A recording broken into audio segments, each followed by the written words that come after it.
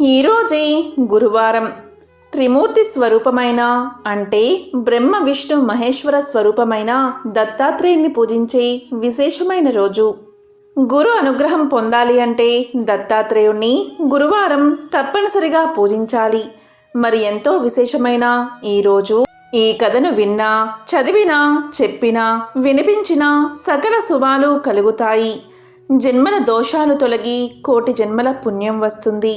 మరి ఆ కథ ఏంటో ఇప్పుడు ఈ వీడియోలో తెలుసుకుందాం. పూర్వకాలంలో రావణాసురుడు స్వర్గాన్ని, భూమిని పరిపాలించే కాలమిది. ఆ కాలంలో కృతవీర్యుడు అనే రాజు ఉండేవాడు.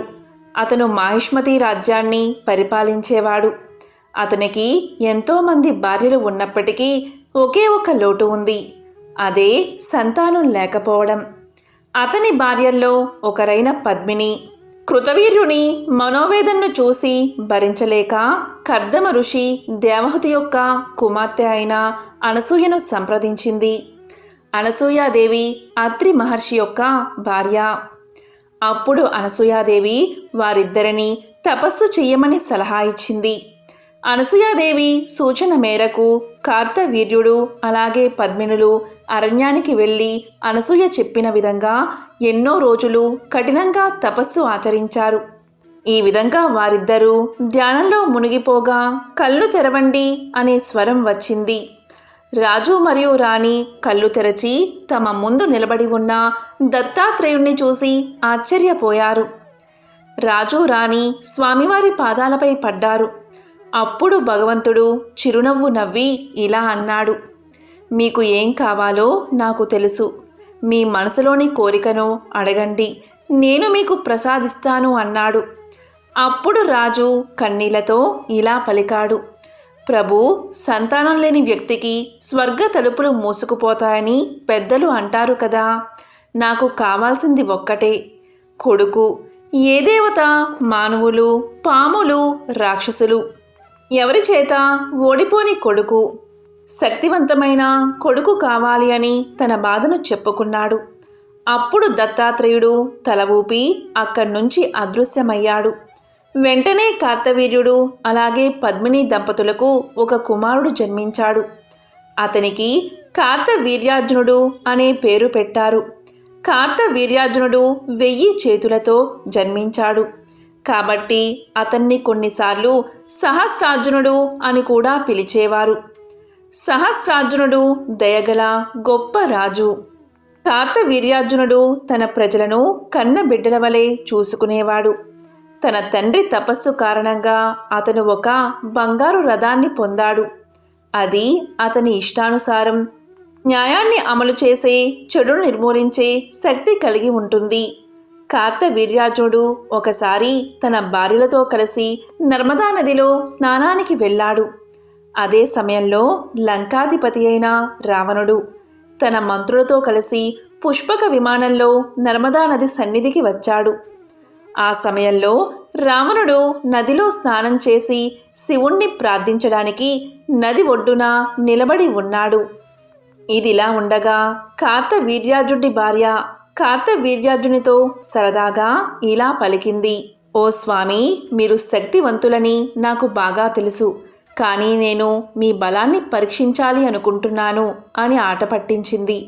దానికి కార్తవీర్యార్జునుడు నవ్వుతూ, నా రాణి, నీకు నా బలాన్ని ఎలా చూపించాలి అని అడిగాడు. దానికి భార్య నవ్వుతూ, ఓ స్వామి, నదిని ఆపగలరా అని అడిగింది.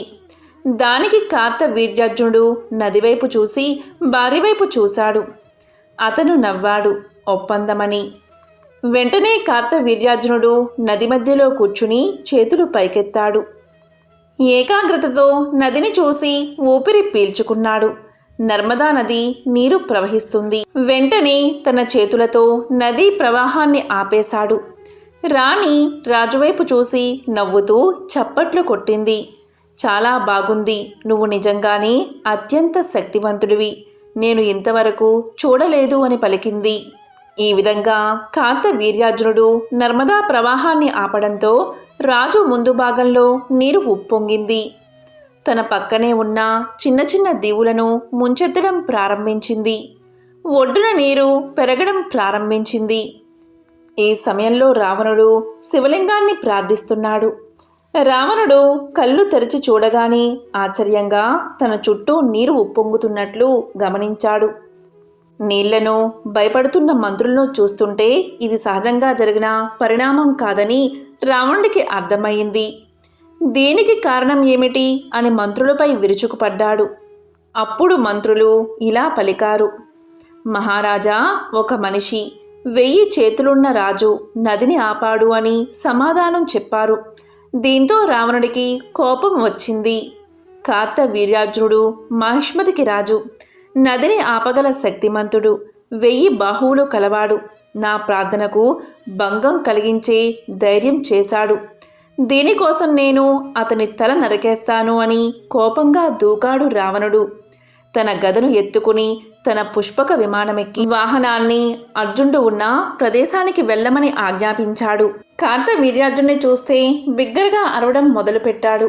ఒక నదిని ఆపగలిగినంత మాత్రాన నువ్వు బలవంతుడివి అని అనుకుంటున్నావు. నీతో పోరాడని దాని పట్ల నీ శక్తిని ఎందుకు చూపిస్తున్నావు? నువ్వు ఎంత శక్తిమంతమైన వాడివో నాకు చూపించు అని అన్నాడు రావణుడు. దానికి కార్తవీర్యార్జునుడు నవ్వుతూ తల ఊపి, రావణ, నీ విమానంలోంచి దిగి నీకేం కావాలో కోరుకో, ఇస్తాను అని పలికాడు. కార్తవీర్యార్జునుడు భయపడకుండా సమాధానం చెప్పడం చూసి రావణుడు తన విమానంలోంచి కిందకు దూకి మరో గర్జన చేసి చేతిలో గదతో ముందుకు వచ్చాడు. కార్తవీర్యార్జునుడు తన మెరుపు వేగంతో ప్రతిచర్యలతో తన గదను తానే తీసుకున్నాడు. గాలిలో గదలు కలిశాయి. రావణుడు, అర్జునుడు ఇద్దరూ ఒకరినొకరు చూసుకున్నారు. అర్జునుడు రావణుణ్ణి తన్నాడు. రావణుడు కిందపడి వెంటనే దూకాడు. రావణుడి మంత్రులు, అర్జునుడి రాణులు చూస్తూ ఉండగానే ఇద్దరు రాజుల మధ్య యుద్ధం చాలా కాలం కొనసాగింది. చివరగా తన 1000 బాహువుల మహామానవ బలంతో కార్తవీర్యుడు గదతో రావణుణ్ణి కొట్టాడు. ఒక్క సెకను రావణుడికి తల తిరుగుతున్నట్లు అనిపించి నల్లగా అయిపోయింది.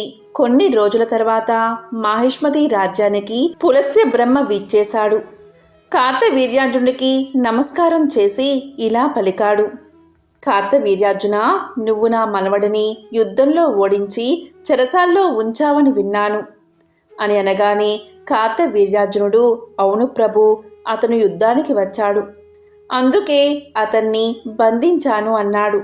దానికి పులస్త్య బ్రహ్మ ఇలా పలికాడు: కార్తవీర్యార్జున, నా మనవుణ్ణి విడిచిపెట్టు, ఇక నీతో ఎప్పటికీ యుద్ధానికి రాడు, మీ స్నేహాన్ని గౌరవిస్తాడు అని నేను చెబుతున్నాను అని పలకగానే అతని మీద నమ్మకంతో కార్తవీర్యార్జునుడు రావణుణ్ణి విడిచిపెట్టాడు. కొన్ని పురాణాల్లో పతివ్రతల గురించి గొప్పగా చెబుతారు. అందులో మనకు ఎక్కువగా వినబడే పేరు సుమతి. ఆమె కథను ఇప్పుడు తెలుసుకుందాం. పూర్వం ప్రతిష్టానపురంలో కౌశికుడు అనే బ్రాహ్మణుడు ఉండేవాడు. అతని అదృష్టం కొద్దీ సుమతి భార్యగా లభించింది. కౌశికుడు ఎంత కోపిష్టివాడో అతని భార్య అయిన సుమతి అంత శాంత స్వభావం కలది. కౌశికుడు నిత్యం బయట తిరుగుతూ ఇతర స్త్రీల పట్ల అధికంగా వ్యామోహాన్ని కలిగి ఉండేవాడు. దానికి విరుద్ధంగా సుమతి మహాపతివ్రత. కౌశికుడు ఎక్కువగా చెడు తిరుగులు తిరగడంతో కుష్ఠరోగం తెచ్చుకున్నాడు. అయినప్పటికీ సుమతి మాత్రం అతన్ని వదలకుండా దైవంలాగే సేవ చేసుకుంటూ తన జీవితాన్ని గడుపుతూ ఉంటుంది. ఇలా ఉండగా కౌశికుడు ఒకనాడు వేశ్యకాంతను చూస్తాడు. తనను ఆమె దగ్గరకు తీసుకువెళ్లాల్సిందిగా నిత్యం తన భార్యను వేధిస్తూ ఉండేవాడు. దాంతో సుమతి ఒకరోజు వేశ్య దగ్గరకు వెళ్ళి వేశ్యను ఒప్పిస్తుంది. అప్పుడు సుమతి తన భర్తను భుజాలపై ఎక్కించుకుని వేశ్య ఇంటికి తీసుకుపోతూ ఉండగా దారిలో ఒకచోట కౌశికుని కాలు చీకటిలో ఒకరికి తగులుతుంది. అయితే కాలు తగిలిన వ్యక్తి మాండవ్యముని. మాండవ్యమునికి కౌశికుడి కాలు తగలడంతో మాండవ్యముని కోపంతో ఇలా శపిస్తాడు: నన్ను బాధించిన నీ శరీరం సూర్యోదయం అయ్యేలోపు 1000 ముక్కలు కావాలి అని శపిస్తాడు. అక్కడే ఉన్న సుమతి మాండవ్యముని శాపం విని ఇలా అంటుంది: నా భర్త చనిపోకుండా ఉండాలి అంటే అసలు సూర్యోదయమే కాకుండా ఆగిపోవాలి అని కోరుకుంటుంది. ఆమె కోరిక నెరవేరి సూర్యోదయం కాకుండా అలాగే ఉండిపోతుంది. లోకమంతటా ఒక్కసారిగా తలకిందులు అయిపోతుంది. అప్పుడు బ్రహ్మాది దేవతలు, తల్లి, సూర్యోదయం కాకపోవడం వల్ల లోకాలన్నీ తల్లడిల్లిపోతున్నాయి. నీ భర్త చనిపోకుండా మేము అతన్ని రక్షించి ఆరోగ్యవంతుణ్ణి సుగుణవంతుణ్ణి చేస్తామని చెబుతారు. దాంతో సుమతి తన శాపాన్ని ఉపసంహరించుకుని సూర్యోదయం కావాల్సిందిగా అనుమతించింది. అలా సూర్యోదయం కాగానే కౌశికుడు మరణిస్తాడు. వెంటనే అనసూయ అక్కడికి చేరుకుని అతన్ని పునర్జీవితుణ్ణి చేస్తుంది. దాంతో అతడు నవ మన్మధుడిగా మారి భార్యతో కలిసి బ్రహ్మాది దేవతలను స్తుతించడం మొదలు పెడతాడు. పాతివ్రత్యం అంతటి శక్తివంతమైనది. మనం గోత్రాలలో ఆత్రేయస గోత్రమని వింటూ ఉంటాం కదా, అది అత్రి మహర్షి నుంచి ఉద్భవించినది. అత్రి మహర్షి బ్రహ్మ మానసపుత్రుల్లో మొదటివాడు. బ్రహ్మదేవుడు ఈయన్ని సృష్టి కార్యంలో సహాయం చేయడానికి పుట్టించాడు. అత్రి మహర్షి ఒక అనుకూలమైన స్థానాన్ని చూసి తపస్సు చేయడం ప్రారంభించాడు. ఆయన చేసిన ఘోరమైన తపస్సు వల్ల అతని కళ్ళలోంచి ఒక తేజస్సు బయటకు వచ్చి అది భూమి ఆకాశాలు మొత్తం వ్యాపించిపోయింది. అలా వచ్చిన తేజస్సుని భూమి ఆకాశాలు తట్టుకోలేకపోవడం వల్ల అది సముద్రంలో కలిసిపోతుంది. ఇది తెలుసుకున్న బ్రహ్మదేవుడు అత్రి మహర్షికి పెళ్ళయ్యాక ఆ తేజస్సులో కొంత భాగంతో చంద్రుడు తనకు కుమారుడై పుడతాడని, మిగిలిన తేజస్సు సముద్ర మదన సమయంలో వచ్చి చంద్రుణ్ణి చేరుతుందని వరాన్ని ప్రసాదిస్తాడు. కొంతకాలానికి అత్రి మహర్షికి కర్దమ ప్రజాపతి కూతురు అనసూయతో వివాహం జరుగుతుంది. ఆమె అత్రి మహర్షికి నిత్యం సేవలు చేస్తూ ఎంతో గొప్ప పతివ్రతగా పేరు తెచ్చుకుంటుంది. ఒకరోజు త్రిమూర్తులు ముగ్గురు కూడా ఆమె పాతివ్రత్యాన్ని పరీక్షించడానికి అత్రి మహర్షి ఆశ్రమానికి వచ్చి ఆతిథ్యం స్వీకరించడానికి వచ్చామని చెప్తారు. అత్రి మహర్షి ఎంతో ఆనందంతో వారికి అన్ని మర్యాదలు చేసి భోజనానికి కూర్చోమని ప్రార్థిస్తాడు. అప్పుడు త్రిమూర్తులు వారు అన్నం తినాలంటే వడ్డించే స్త్రీ వివస్థ అయ్యి ఉండాలని పలుకుతారు. అనసూయాదేవి అంగీకారంతో అత్రి మహర్షి సరే అని మాట ఇస్తాడు. వాళ్ళు భోజనానికి కూర్చోగానే అనసూయ వారి మీద మంత్రజలం చల్లి చంటి పిల్లలుగా మార్చి వారి ఆకలిని తీర్చి ఉయ్యాల్లో పడుకోబెడుతుంది. ఇది తెలుసుకున్న త్రిమూర్తుల భార్యలు అత్రి ఆశ్రమానికి వచ్చి అతనిని అనసూయాదేవిని వేడుకుని ఆ పసిపిల్లల్ని మళ్ళీ త్రిమూర్తులుగా పొందుతారు. అప్పుడు ఆ త్రిమూర్తులు మా ముగ్గురి అంశతో మీకు మేము సంతానంగా పుడతామని చెప్పి వెళ్ళిపోతారు. చాలా కాలం పిల్లలు కలగకపోవడంతో అత్రి మహర్షి భార్యతో కలిసి 100 సంవత్సరాలు తపస్సు చేస్తాడు. దానివల్ల కొన్నాళ్లకు అత్రి మహర్షి కంటిలోంచి చంద్రుడు, అనసూయాదేవి గర్భంలోంచి దత్తాత్రేయుడు, దూర్వాసుడు పుడతారు. పిల్లలు పుట్టాక తపస్సు చేసుకోవడానికి వెళ్తున్నాను, నువ్వు వస్తావా అని తన భార్యని అడుగుతాడు అత్రి మహర్షి. దానికి అనసూయాదేవి పిల్లలు చిన్నవాళ్ళు, వాళ్ళు కాస్త పెద్దయ్యాక వెళదామని చెబుతుంది. జీవనం సాగించడానికి ధనం అవసరం అవడంతో అత్రి మహర్షి పృథు చక్రవర్తి దగ్గరకు వెళ్తాడు.